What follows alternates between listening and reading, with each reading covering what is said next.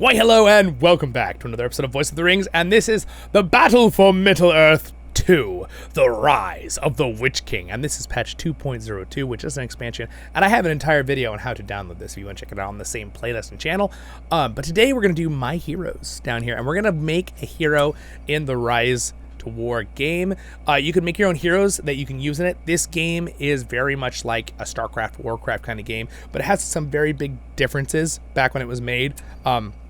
It's funny because I actually feel a little bit of like Halo Wars 2 into this game, even though this game's technically older than that as well.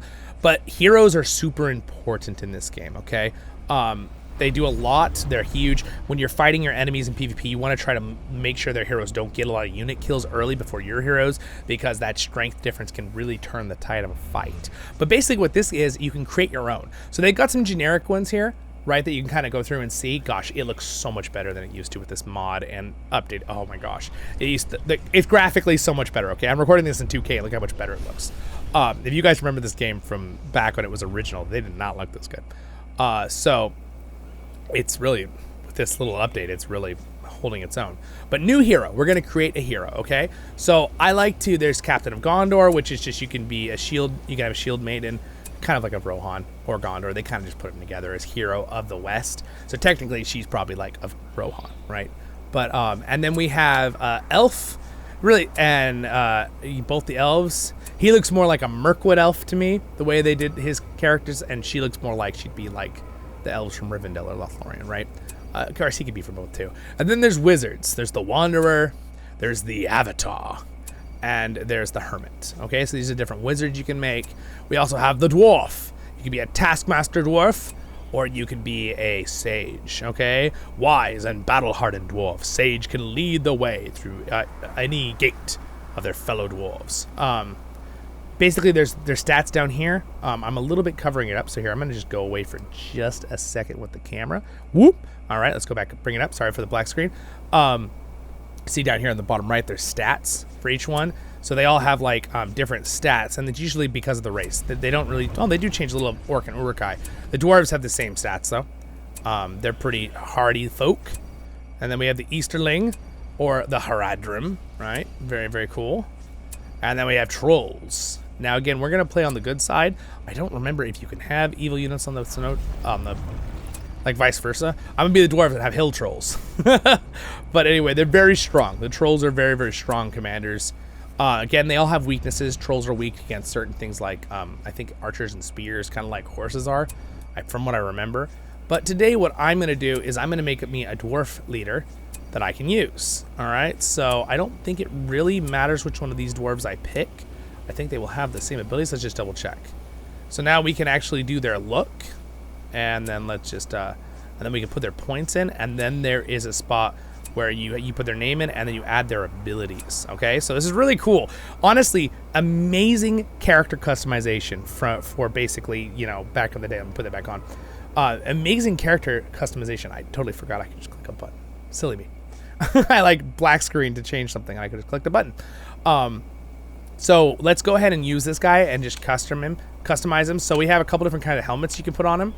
Hold still, sir. Hold still. You can zoom in. Like, dude, it's so amazing. This is such an old game, and this customization is so cool that they even have this stuff in this game, right? So I want to make a separate video on this. Oh, dude, I could be a Viking dwarf. All right, we're gonna be a Viking dwarf. All right, we're gonna name this guy Zollin because he's my character here.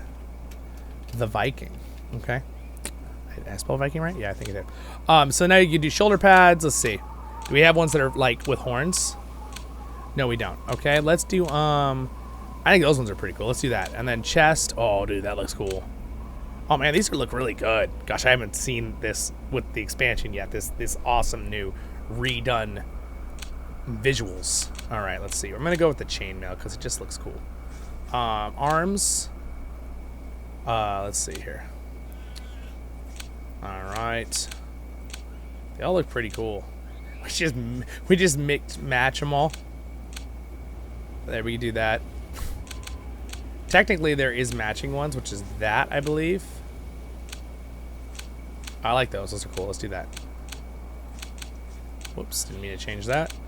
Those are pretty cool. Pretty cool. And then we have different weapons. We have an axe. Basically, it's literally Gimli's walking bearded axe, right? I literally have that on my wall right here behind the camera.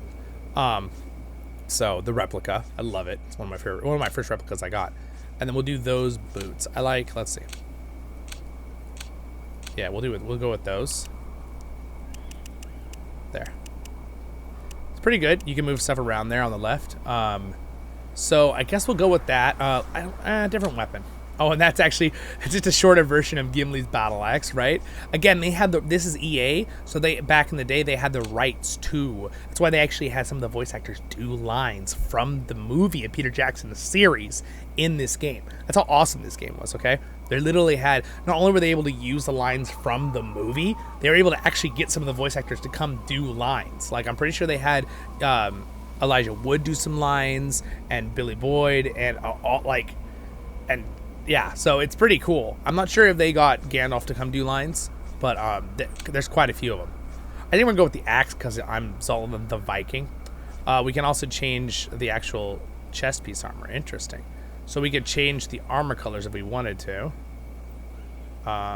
We'll just go ahead and go with that. We'll just go ahead and leave that. Next one. So now here's where you do points. This is where you make your characters really strong. You get 30 points to drop in. Remember, you had those starting points. So that was the starting point of your race, but you get 30 more points. So what I'm going to do is I'm going to make him really tanky, okay? So I'm going to put it all into health. And then heal rate, I think, is out of combat, but I'm going to put, like, a ton in armor. Okay, I'm just going to make him, like, a monster tank. And then we won't even worry about vision. Who cares about vision? And then we're going to put a bunch into heal rate, and then we'll give a little bit of power, all right? There we go. That's our setup. He's going to be so tanky. Oh my gosh. It's pretty much as tanky as you can make a dwarf, apparently, in this game, in this one.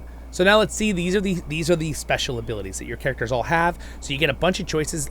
Some of the famous characters, like Gandalf and the characters you can summon in the game, have their very own abilities. Some of them are copied from those onto these. Some are unique to the custom commanders. It just depends on which one. Melee attack that does moderate damage to structures. That's a cool one. Hero can crush enemies for a short duration, gain 100 armor and damage.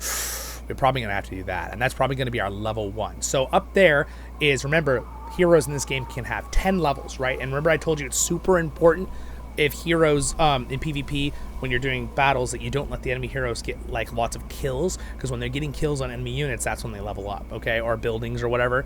So your goal is to try to get your heroes up too, and magic points up. It's a balance, right? Because you're gonna have to fight and lose stuff, so you have to like be careful what fights you take, right? That's how the AI, it's a little easier to do that against, but when you're playing PvP, we're all thinking about that. Boost your armor and damage. All right, gain a moderate. Okay, this gives experience to your units, so it's more of a leader thing. I want him to be like a tank. So, and then the axe throw is always nice. Hero gains permanent boost to their health points. Passive, that's really cool. We might throw that in there like level 2. Leadership, allies near the hero gain damage, armor, and earn experience 50% faster. Stacks buffs with spells. Okay, so that stacks on top of things. That's cool. If you have other things. So I think what we're gonna do for level 1 is we're gonna start with this one, and then level 2 we're gonna put on the passive. We can only have a total of 5 skills. So see down here at the bottom, 1, 2, 3, 4, 5.